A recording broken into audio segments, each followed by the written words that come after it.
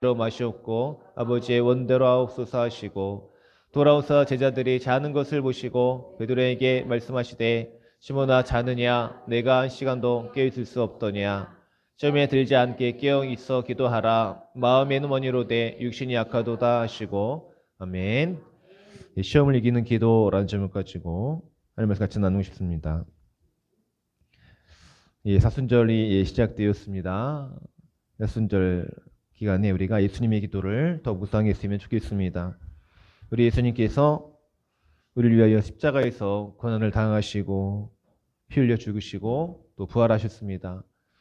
우리 주님의 그 삶을 보면 기도와 항상 연관이 있었다는 것이죠. 우리 예수님 하나님의 아들이신 예수님조차도 늘 아버지와 기도하면서 대화했다는 것입니다. 그래서 우리의 삶은 예수님의 삶을 따라가야 되죠. 예수님도 기도하셨는데 우리는 더 기도할 수 있어야 된다는 것입니다. 기도할 때 어떤 일이 일어날까요? 여러분 경험하시는 여러분 말씀해 보셔야 돼요. 여러분 기도할 때 무슨 일이 일어났습니까? 기도할 때 어떤 일 경험하셨습니까? 어떤 유익을 경험하셨습니까? 이것이 중요하다는 것입니다. 그래 우리가 경험해야 기도를 하잖아요. 그것이 중요합니다. 목회자 입장에서 기도가 아니라 성도님들 생각하는 기도가 무엇인가? 너무 궁금한 거예요. 깨달아야 되는 거죠. 여러분이 안 돼도 기도했던 적이 있을 거예요. 안 돼도. 힘들어도 어려운데 내 힘으로 안 되니까 기도하는 겁니다. 내 힘으로 안 되니까. 예수님의 기도 어떤 기도였습니까? 내 힘으로 안 되니까 기도하셨거든요.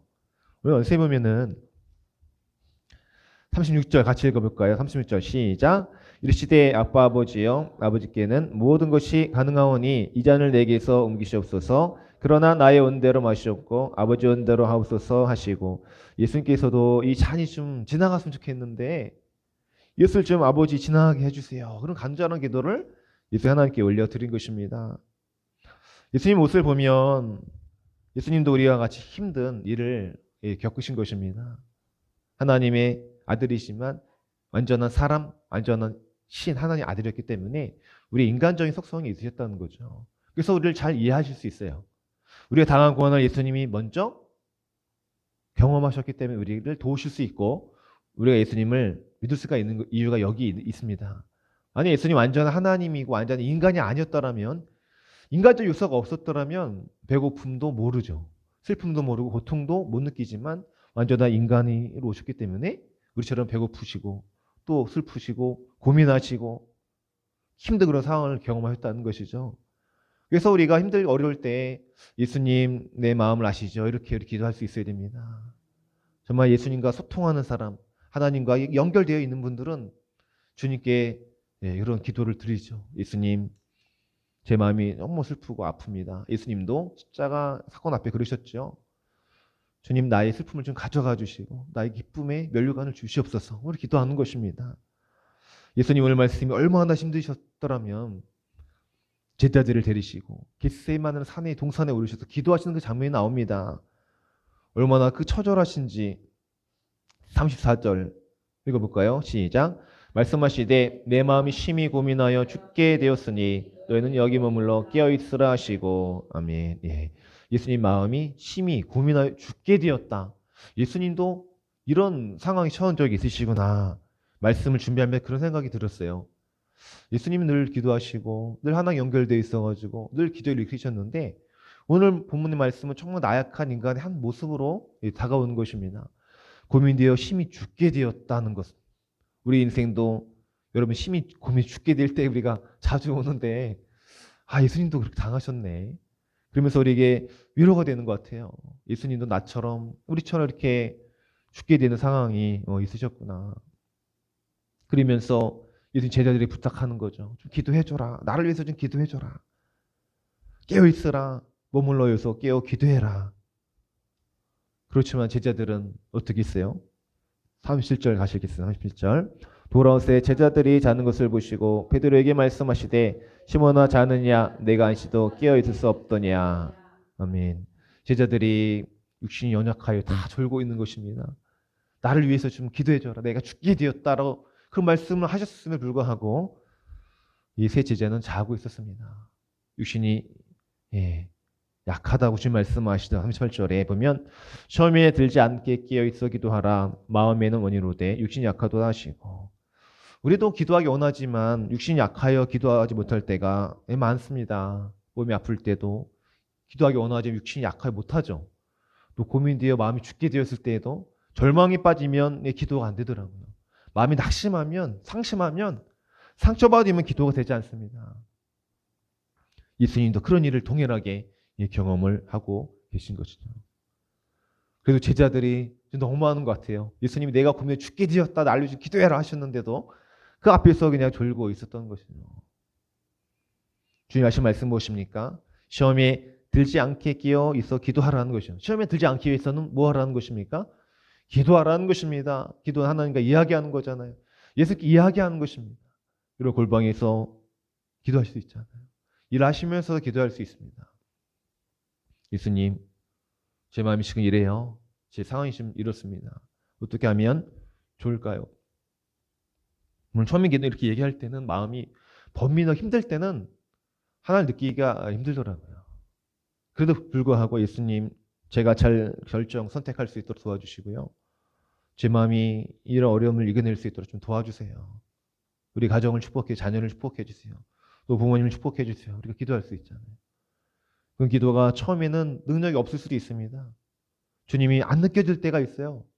아무리 기도해도 주님 느껴지지 않고 멀리 계시고 나를 안 도와주는 것처럼 느낄 수 있습니다. 그러나 이런 고백이 계속 반복되어진다면 어떤 일이 일어날까요? 우리 인생에 큰 변화가 없을 수 있더라도 작은 변화가 일어나게 되어 있습니다. 우리 인생에 큰 변화가 우리 인생을 바꾸는 거 아니더라고요. 1%, 2%의 2도의 그 변화가 우리 인생을 바꿔놓더라고요. 우리는 참 연약한 육신을 갖고 살아갑니다. 육신이 약하기 때문에 기도하지 못하는 거거든요.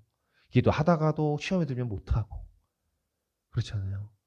육신을 입고 있다는 것은 육신을 인하여 주시는 기쁨도 있습니다. 여러분 맛있는 음식을 드실 때 기쁘잖아요. 그렇죠. 운동할 때 시원하다 하시고 좋은 공기를 마실 때는 참 시원하고 좋습니다. 등산을 해서 산꼭대기에서 그렇죠. 또 풀 냄새와 꽃 냄새 맡을 때에 오감을 주신 하나님께 얼마나 우리가 감사할 수 있습니까? 그러나 우리 육신이 약하여서 아프고 병들고 또 피곤할 때는 이루 말할 수 없는 고통이 이제 찾아옵니다. 우리 연세 드신 우리 어른들 계시는데 그냥 온도가 1도만 내려가도 몸이 아프시잖아요. 감기 막 저도 감기 때문에 고생했는데 감기가 지금 한 달을 가는데 한 달. 지금 감기 걸려서 고생하는 분들이 있어요. 우리가 여러분 기도가 필요합니다. 육신은 그래요. 피곤하고요. 조그만 일에 삐지고 마음이 안 들면 화가 나고 분노하고 뭐 안 먹으면 배고프고 때로는 그런 기도를 제가 많이 드렸어요. 청년 때 하나님 왜 이렇게 우리 육신을 입고 살아가는 것이 고통스러울까요? 외롭고 그때 우리 사모님 안 만날 때 외롭고 혼자 고시원에서 한 10년 동안 살아보세요. 얼마나 외로운지 혼자 사시는 우리 분 계시는데 기도하고 있습니다. 얼마나 외로운지 모릅니다. 힘들고 어렵고 혼자 사는 것도 어렵고 그러나 육신을 입고 천국 갈 때까지 육신의 약함을 우리가 감당해야 되니까 얼마나 힘들어요. 인생은 다 힘든 것 같아요. 그렇죠?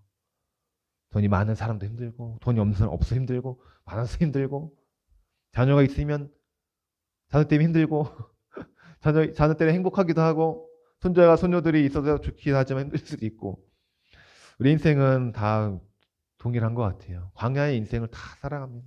광야의 다. 광야 같은 인생길이라도 주님 함께 계시면 가나안으로 바뀌죠. 그 가나안의 복을 여러분 많이 누리시기 바랍니다. 그렇지만 가나안에 살더라도 예수님 안 계시면 그 길이 광야라는 사실을 우리 잊으면 안 됩니다. 그래서 일이 잘 돼가더라도 기도하지 않으면 인생이 막 광야 같은 인생은 펼쳐지더라고요. 기도하지 않으면 선택을 잘 못하고 불안해요. 믿는 구석이 없으니까. 그럼 기도하면 하나님 믿기 때문에 우리가 마음이 안정이 되는 것입니다. 그 차이예요. 믿음이 아무리 좋은 사람들도 기도 안 하면 믿음이 다 떨어집니다.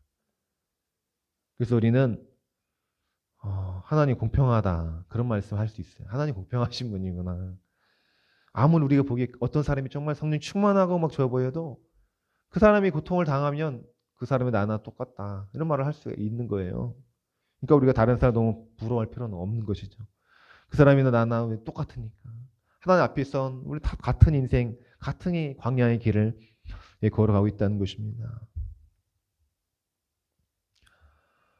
주님께서 다 아시죠? 제자들이 피곤한 인생, 우리의 피곤함과 우리의 약함을 이미 주님 다 알고 계시다는 것입니다. 그럼 불구하고 주님 원하시는 것은 무엇입니까? 기도에 하나님과 연결된다는 것이죠. 기도해야 예수님과 연결된다는 것입니다. 그래야 새 힘을 얻고 권능을 얻을 수 있다는 것이죠. 다시 1절 다 같이 읽겠습니다. 다시 1절. 세 번째 오사 그들에게 이르시되 이제는 자고 쉬라 그만 되었다 때가 왔도다 보라 인자가 죄인의 손에 팔리느니라. 아멘. 세 번째 오실 때요. 와, 제자들 너무하는 것 같아요. 한번 오셔도 기도해라. 다시 가서 봤더니 또 자고 또 갔더니 또 자고 세 번째 예수님 오시는데도 이미 자고 있는 거예요.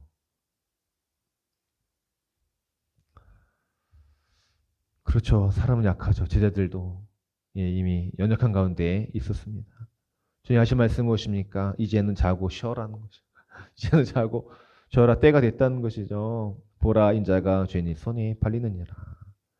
왜요? 모든 것은 때가 있다는 것을 주님 말씀하시는 것 같아요. 기도할 때가 있고 쉴 때가 있고 잘 때가 있고 일어날 때가 있는데 이 때를 잘 아는 사람이 정말 지혜로운 사람이겠죠. 때를 잡는 사람이 결국은 성공하고 승리를 하는 것입니다. 이 때를 놓치면 어렵더라고요. 결혼할 때를 놓치면 결혼하기 어렵고 또 뭐예요? 공부할 때를 놓치면 또 공부하기 어렵고 돈 벌 수 있는 기회를 놓치면 또 버는 게 이제 어렵더라고요. 모든 것이 때가 있는데 여러분 지금 무슨 때입니까? 기도할 때입니다. 할렐루야. 기도해야 됩니다. 여러분 자녀를 기도하십시오. 또 뭐예요? 사업을 위해서, 가정을 위해서, 우리가 교회를 위해서, 나라를 위해서도 기도할 때입니다. TV와 신문을 보면 기도할 내용도로 넘쳐나더라고요. 요즘엔 축구 선수들에 대한 이야기가 아주 신문을 도배하고 TV를 도배하고 있습니다. 한편으로는 또 어떤 사실을 숨기려고 저럴까 그런 생각 가끔 하기도 하지만 기도해야 될 것 같습니다. 기도해야 됩니다. 나라를 위해서, 가정을 위해서, 여러분 더욱더 교회를 위해서 기도해 주시기 바랍니다. 42절 다시 읽겠습니다. 일어나라 함께 가자 보라 나를 파는 자가 가까이 왔느니라. 아멘. 예수님께서 말씀하십니다. 일어나라 함께 가자. 우리에게 늘 말씀하시는 거죠. 기도할 때가 있고 일어나서 또 앞으로 함께 주님과 함께 나아갈 때가 있는 것입니다. 주님 세 가지 말씀하시죠. 깨어서 기도하라.